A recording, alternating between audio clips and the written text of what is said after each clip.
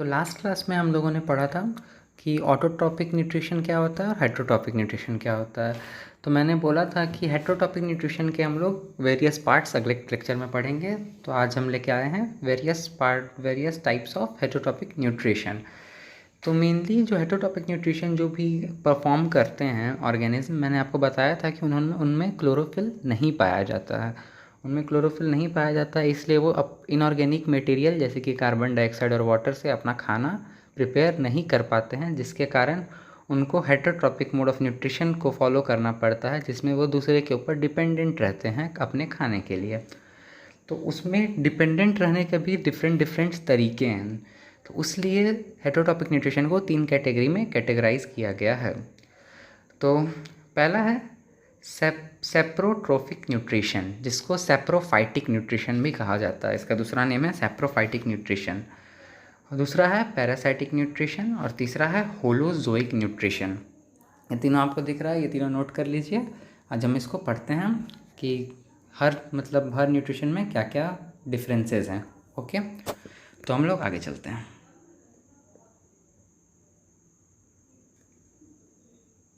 तो हमारा पहला है सेप्रोट्रोफिक न्यूट्रिशन, जिसको सेरोफाइटिक न्यूट्रिशन भी कहा जाता है। ये सब आप अपने कॉपी में उतार लीजिएगा सारा कुछ। तो ये उस टाइप का न्यूट्रिशन है, ये भी एक हेट्रोट्रॉपिक न्यूट्रिशन में आता है, ये तो आपको पता ही है। इस न्यूट्रिशन में क्या होता है कि जो भी ऑर्गेनिज्म होते हैं वो दूसरे पे डिपेंडेंट तो होंगे ही, क्योंकि ये हेट्रोट्रॉपिक न्यूट्रिशन है। तो वो डिपेंडेंट होते हैं डेड और डिकेइंग ऑर्गेनिक मैटर पे।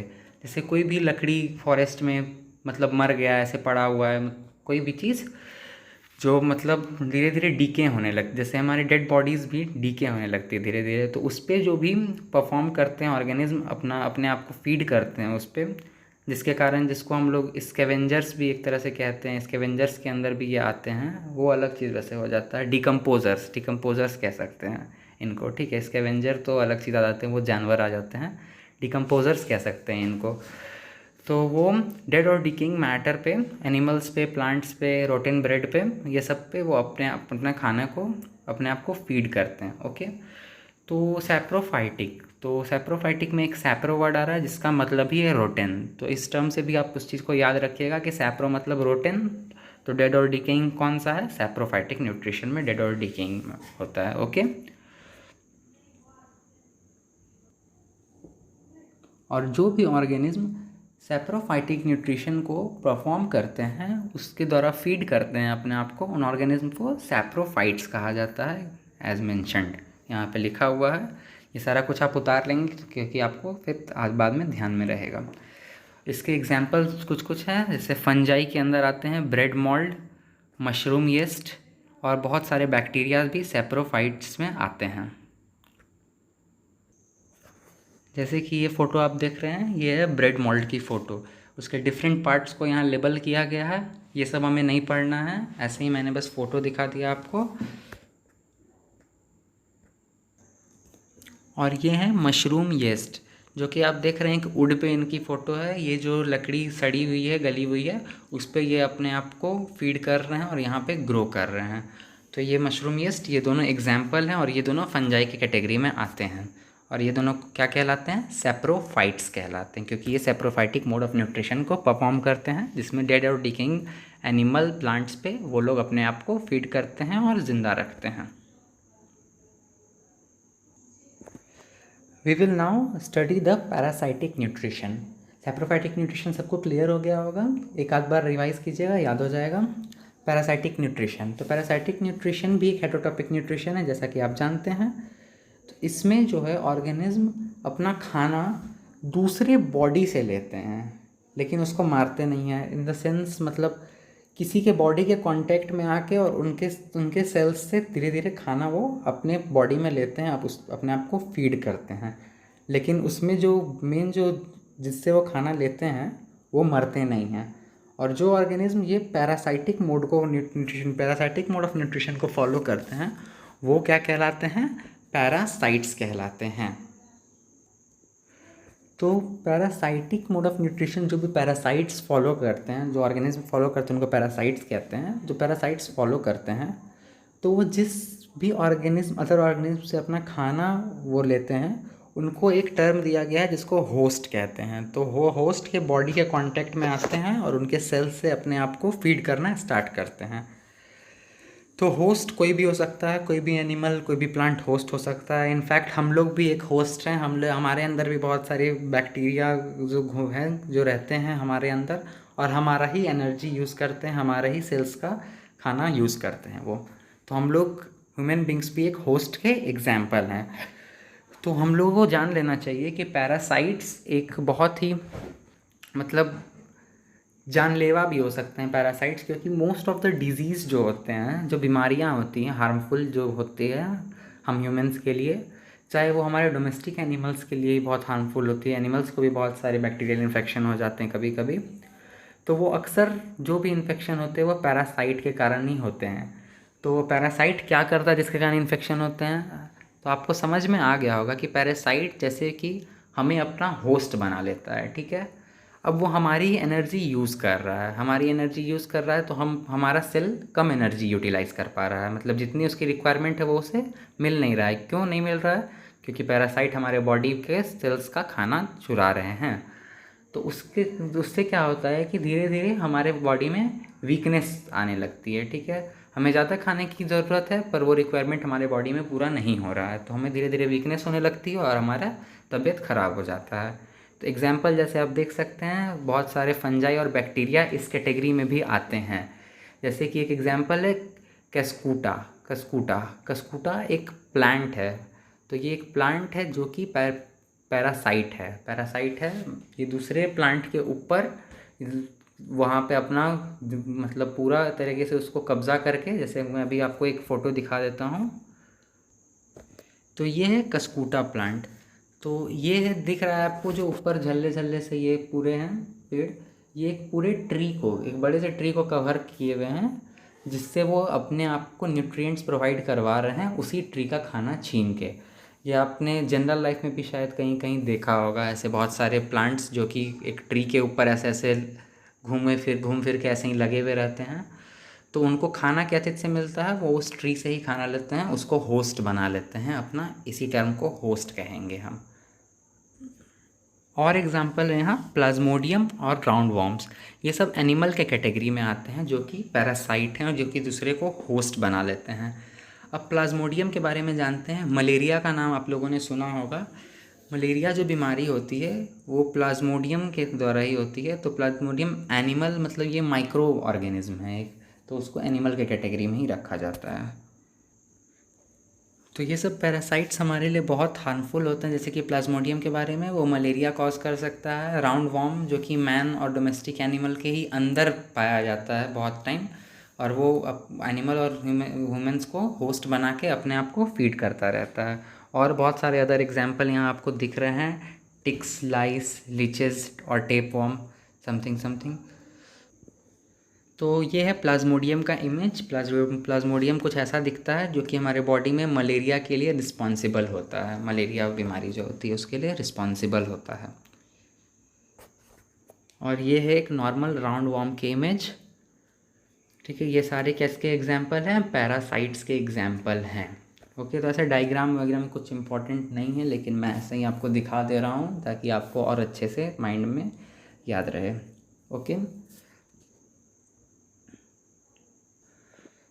तो हम लोगों ने सैप्रोफाइटिक और पैरासाइटिक न्यूट्रिशन पढ़ लिया। अब आगे आता है होलोजोइक मोड ऑफ न्यूट्रिशन। तो होलोजोइक मोड ऑफ न्यूट्रिशन एक ऐसा मोड ऑफ न्यूट्रिशन है जिसको हमको और आगे बहुत अच्छे खासे डिटेल में पढ़ना है। ये सब दोनों, ये मोड ऑफ दोनों न्यूट्रिशन, ये दोनों ऐसे ही रहेंगे, पर होलोजोइक मोड ऑफ न्यूट्रिशन को हमें डिटेल में पढ़ना है। और तो होलोजोइक एक टर्म है जिसका मतलब होता है feeding on solid food. Okay, जो फूड जैसे जो हम लोग खाते हैं सॉलिड फूड, उसी को कहा जाता है। तो आप लोग को पता चल गया होगा कि हम लोग होलोजोइक मोड ऑफ न्यूट्रिशन को परफॉर्म करते हैं। तो होलोजोइक मोड ऑफ न्यूट्रिशन को डिफ़ाइन कैसे किया जाएगा? तो इसका डेफिनेशन थोड़ा सा कंफ्यूजिंग रहता है, लेकिन अगर आप अच्छे से ध्यान देके देख लीजिएगा तो आपको याद हो जाएगा। तो होलोजोइक मोड ऑफ न्यूट्रिशन वो एक ऐसा न्यूट्रिशन है जिसमें कॉम्प्लेक्स ऑर्गेनिक फूड को हमारे बॉडी के द्वारा प्रोसेस किया जाता है डिफरेंट मेथड्स के द्वारा, और उससे हम लोगों को बॉडी सेल में एनर्जी मिलती है। जैसे कि डिफरेंट फंक्शंस, क्या क्या कहना है यहाँ पे, जैसे कि इंजेशन, डाइजेशन, एब्जॉर्प्शन, ऐसे ही समथिंग। तो ये सारे जो हैं प्रोसेस आते हैं होलोजोइक मोड ऑफ न्यूट्रिशन के अंदर। तो जब हम कोई फूड खाते हैं अपने ठीक है, जैसे ही हम अपने माउथ में इंटेक करते हैं, जैसे न्यूट्रिशन का डिफाइन आप सुने होंगे, जो फूड हम लोग खाते हैं और उसको यूटिलाइज़ करना, उसको फूड को खा के यूटिलाइज़ करने के प्रोसेस को क्या कहते हैं हम लोग, न्यूट्रिशन कहते हैं। तो वैसे ही इंजेशन न्यूट्रिएंट्स हम लोग के न्यूट्रिशन के प्रोसेस में आता है। इंजेशन सबसे पहला प्रोसेस है, जो हम लोग खाना को मुंह में रखते हैं, उसी प्रोसेस को हम लोग क्या कहते हैं, इंजेशन। तो उस खाने के बाद हम लोग उस चीज़ को दांत से अपने कट करते हैं, तो वो ये बहुत कॉम्प्लेक्स फॉर्म में हम अपना खाना खाते हैं। उसको थोड़ा सा सिंपल बनाने का कोशिश करता है हमारा कौन, टिथ। हमारे जो डिफरेंट काइंड्स के टिथ हैं, जिनका डिफरेंट प्रॉपर्टी है, वो सब कोशिश करते हैं कि उसको थोड़ा सा सिंपल सब्सटेंस में ब्रेक कर दें, ताकि ईसोफेगस के द्वारा, फूड पाइप के द्वारा वो हमारे एब्डोमेन के एरिया में चला जाए। एब्डोमेन के एरिया में जाता है, उसके बाद ये हम लोग फंक्शन डिटेल में पढ़ेंगे आगे, मैं अभी शॉर्ट में एक्सप्लेन कर रहा हूँ। उसके बाद अंदर प्रोसेस होता है स्मॉल इंटेस्टाइन के द्वारा, यही सब डाइजेशन का प्रोसेस होता है, जिसमें बहुत अदर बॉडी पार्ट्स भी हेल्प करते हैं, जैसे कि स्टमक हेल्प करता है, लीवर हेल्प करता है। ये सब अपने डिफरेंट जूसेस, जैसे लीवर बाइल जूस सेक्रेट करता है, पैनक्रियाज पैनक्रिएटिक जूस सेक्रेट करते हैं। तो ये सब डिफरेंट जूस की डिफरेंट प्रॉपर्टी है, जो कि हमें आगे डिटेल में पढ़नी है होलोजोइक मोड ऑफ न्यूट्रिशन को, जो कि हम न्यूट्रिशन इन एनिमल्स के टॉपिक में पढ़ेंगे। उसके बाद वो डाइजेस्टेड फूड और सिंपल सब्सटेंस में ब्रेक हो जाता है। तो उसके बाद होता है एब्जॉर्प्शन का प्रोसेस, मतलब उसमें जितने भी न्यूट्रिएंट मिनरल्स जो मिल रहे हैं, जो मैंने बताया था कुछ दिन पहले, कार्बोहाइड्रेट और ये सब किस किस चीज़ के लिए यूज़ होते हैं, बायोसिंथेसिस वाला जो पार्ट था। तो उसके बाद एब्जॉर्प्शन शुरू होता है, और उसके बाद जो डिफरेंट न्यूट्रिएंट्स वहाँ से निकलते हैं, कार्बोहाइड्रेट, मिनरल सॉल्ट्स, जो भी, तो मिनरल सॉल्ट सब तो बायोसिंथेसिस की जगह बायोसिंथेसिस में काम आते हैं, और बाकी सब जनरल एनर्जी प्रोवाइड करते हैं कार्बोहाइड्रेट लोग हम लोग को। और उसके बाद एक और प्रोसेस इसमें आता है, जो कि मैंने डेफिनेशन में मेंशन नहीं किया है, वो है ईजेशन। एक इंजेशन होता है, एक ईजेशन होता है। तो जैसे हम लोग इंजेशन में इनटेक करते हैं, वैसे ईजेशन में एक्सक्रीट करते हैं, हम लोग अपने बॉडी से बाहर निकालते हैं जो भी वेस्ट हमारा जो बच जाता है। तो डेफिनेशन में वो भी इंक्लूड कर सकते हैं, लेकिन यहीं तक छोड़ रहे हैं। The holozoic mode of nutrition is the nutrition in which an organism take the complex organic food into its body by the process of ingestion, then the ingested food is digested, यहाँ पचने का, खाने का काम होता है, and then absorbed into the body cell of organism. तो यहीं तक हम लिखे हैं, ठीक है, लेकिन इसके आगे और लिख सकते हैं आप, इजेशन के प्रोसेस को भी यहाँ पे आप ऐड कर सकते हैं खुद से। तो holozoic mode of nutrition generally आपको पता ही होगा, ये हम लोग ह्यूमन बींग्स परफॉर्म करते हैं, और बहुत सारे एनिमल्स भी परफॉर्म करते हैं। तो न्यूट्रिशन इन एनिमल्स आगे डिटेल में टॉपिक जाएगा, जिसमें एक अच्छा खासा टाइम लगेगा। उससे पहले हमें न्यूट्रिशन इन प्लांट्स पढ़ना होगा। तो उम्मीद है कि आपको ये तीनों हेट्रोटॉपिक मोड ऑफ न्यूट्रिशन के टाइप समझ में आ गए होंगे। पहला था सेप्रोफाइटिक, जिसको सेप्रोट्रोफिक भी कहते हैं। सेप्रोफाइटिक या सेप्रोट्रोफिक वही सेम चीज़ हो गई। तो उसमें क्या होता है, डेड और डिकेइंग एनिमल और प्लांट्स पे अपने आप को फीड करते हैं ऑर्गेनिज्म, जैसे कि मैंने ब्रेड मोल्ड और मशरूम यीस्ट का फोटो भी आप लोगों को दिखाया, वो एग्जाम्पल आप लोग याद रखेंगे, जो कि फंजाई के कैटेगरी में आते हैं, और बैक्टीरियाज भी होते हैं बहुत सारे।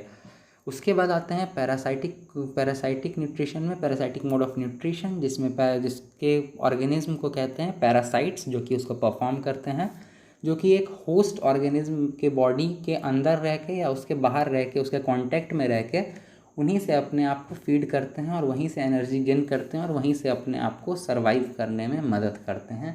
जैसे कि कैस्कुटा प्लांट में मैंने दिखा दिया, प्लाज्मोडियम जो कि मलेरिया के लिए रिस्पॉन्सिबल होता है, हमारे बॉडी के अंदर पाया जाता है। राउंड वॉर्म्स भी हमारे एनिमल्स के, डोमेस्टिक एनिमल्स के मेनली बहुत ज़्यादा पाए जाते हैं, कभी कभी राउंड वॉर्म्स अटैक कर देता है उनके ऊपर। तो ये सब बहुत ज़्यादा बीमारी के कारण होते हैं, और बहुत ज़्यादा हार्मफुल होते हैं पैरासाइट्स हम मैनकाइंड के लिए। हमारे जो कि डेली लाइफ है उसमें अगर पैरासाइट्स का हमला होता है तो वो हमारे लिए हार्मफुल चीज़ होती है। लास्ट होता है होलोजोइक मोड ऑफ न्यूट्रिशन, हमने पढ़ा। तो होलोजोइक मोड ऑफ न्यूट्रिशन आपको पता चल चुका है कि हम जो न्यूट्रिशन परफॉर्म करते हैं जिसमें डिफरेंट प्रोसेस एग्जिस्ट करते हैं, जैसे कि ingestion, digestion, absorption, egestion, assimilation भी एक आता है उसी के बीच में। तो ये सबको हम डिटेल में पढ़ेंगे कि स्मॉल इंटेस्टाइन का क्या फ़ीचर आता है, लिवर का क्या फ़ीचर आता है, पेनक्रियास का क्या फ़ीचर आता है। ये सारा कुछ हम न्यूट्रिशन इन एनिमल्स में पढ़ेंगे, लेकिन उससे पहले न्यूट्रिशन इन प्लांट्स है। तो अगर मैं इस टॉपिक में डालूंगा न्यूट्रिशन इन प्लांट्स को तो ये बहुत लंबा हो जाएगा, तो मैं आज यहीं एंड करता हूँ। न्यूट्रिशन इन प्लांट्स अगले टॉपिक में, अगले लेक्चर में हम देखेंगे। ओके।